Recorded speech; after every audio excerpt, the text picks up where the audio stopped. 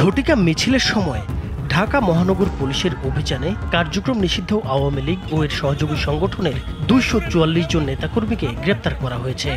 এ সময় তাদের কাছ থেকে ১৪টি ককটেল জব্দ করা হয়। ডিএমপি জানায়, রাজধানীর বিভিন্ন এলাকায় হঠাৎ ঝটিকা মিছিল আয়োজন করে আইন শৃঙ্খলা পরিস্থিতি অস্থিতিশীল করার চেষ্টা চালাচ্ছিলেন কার্যক্রম নিষিদ্ধ দল ও সংগঠনটির নেতাকর্মীরা। তথ্য পাওয়ার পর একযোগে অভিযান চালিয়ে ঢাকা মহানগর গোয়েন্দা পুলিশ ৫০ জন, সিটিটিসি ২৭, তেজগাঁও বিভাগ ১০০, রমনা বিভাগ ৫৫, গুলশান বিভাগ ৫, মিরপুর বিভাগ ৪ এবং উত্তরা বিভাগ ৩ জনকে গ্রেপ্তার করে। স্থানীয় জনসাধারণের সহায়তায় তাদের গ্রেপ্তার সম্ভব হয়েছে বলে জানানো হয়েছে। এর আগে ধারাবাহিক অভিযানে আরও ৫ শতাধিক নেতাকর্মীকে গ্রেপ্তার করেছে পুলিশ।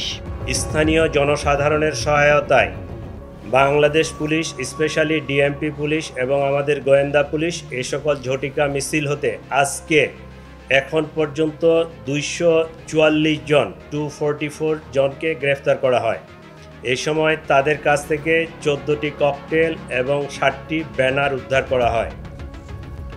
ডিএমপির ধারাবাহিক অভিযানে ইতিপূর্বে এই ধরনের মিছিল থেকে প্রায় ৫ শতাধিক নেতাকর্মীকে গ্রেফতার করা হয়েছে এবং তাদের আইনের আওতায় আনা হয়েছে।